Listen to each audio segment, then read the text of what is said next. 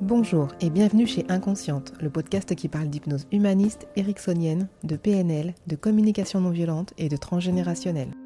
Je m'appelle Pascaline Nogrette Mipoudou, hypnothérapeute à Bordeaux et facilitatrice en communication non violente. Passionnée par le corps et l'esprit et les liens entre les deux, je suis très motivée pour partager et simplifier tous ces outils que j'ai découverts toute seule en formation ou dans des bouquins. La citation. Orison Swett Marden. Au tréfonds de l'homme gisent des pouvoirs endormis, pouvoirs qui l'étonneraient fort s'il avait jamais rêvé de les posséder un jour. Des forces qui révolutionneraient sa vie s'il les libérait et les mettait au travail. Aujourd'hui, je vous parle du squelette de la séance d'auto-hypnose. L'idée, c'est de se repérer pour savoir quoi faire et surtout quand.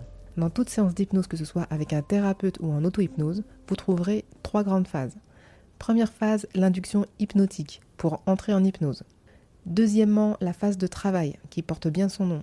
Et troisièmement, le retour ici et maintenant. Dans chacune de ces 3 phases, vous allez user de suggestion et d'autosuggestion pour évoluer d'une phase à l'autre et pour vivre chaque phase pleinement. La phase d'induction, elle est plus ou moins longue, ça dépend de votre entraînement, de votre état de fatigue en fait, si vous entrez rapidement aussi en état d'hypnose. Ça dépend aussi du temps que vous avez devant vous. Personnellement, je préfère consacrer plus de temps à la phase de travail, donc je fais une induction la plus courte possible. Elle n'en reste pas moins efficace. La phase d'induction sert à entrer en état modifié de conscience, à confusionner votre cerveau ou le plus souvent à le focaliser sur un élément visuel, auditif ou kinesthésique. En visuel, vous vous demanderez de fixer intensément un point précis ou votre main ou un pendule. En auditif, vous vous fixerez sur un son répétitif, style métronome, goutte d'eau, bruit des vagues, musique, mais aussi des conversations ou des rires plus ou moins lointains. En kinesthésique, on se concentre facilement sur la respiration.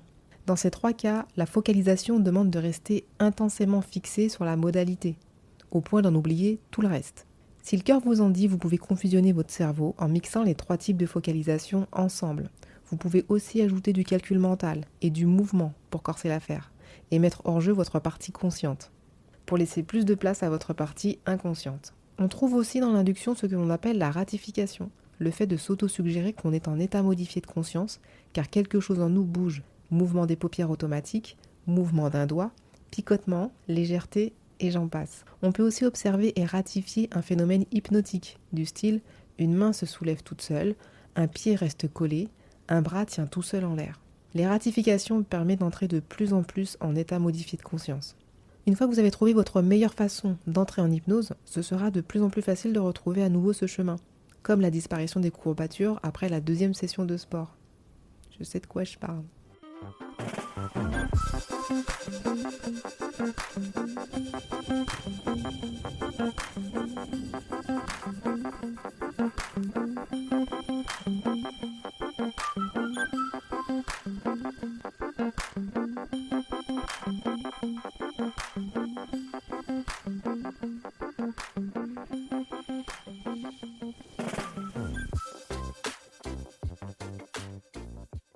La phase de travail.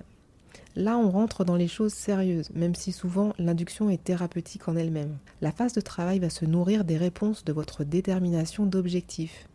Je l'ai détaillé dans les épisodes 11 à 16, mais je vous ferai un autre épisode récapitulatif en suivant celui-ci.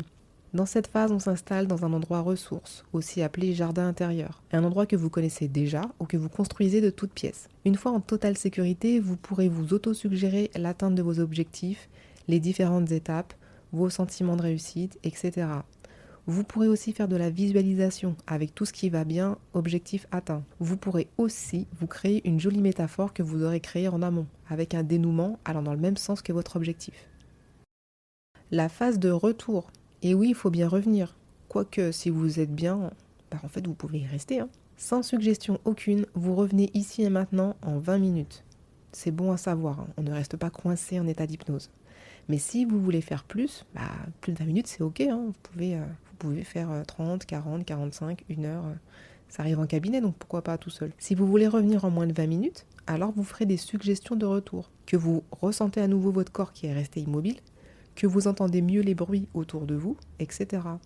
Un peu comme un plongeur qui remonte à la surface après avoir sondé les profondeurs. Vous en profiterez pour ajouter des suggestions post-hypnotiques aussi. J'en reparlerai dans l'épisode sur les suggestions.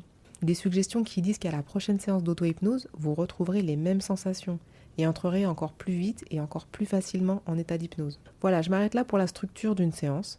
Je pourrais vous pondre un cours ou une conférence, mais même en 2 heures, ça ne suffit pas. Je vous rappelle la citation d'Orison Swett Marden.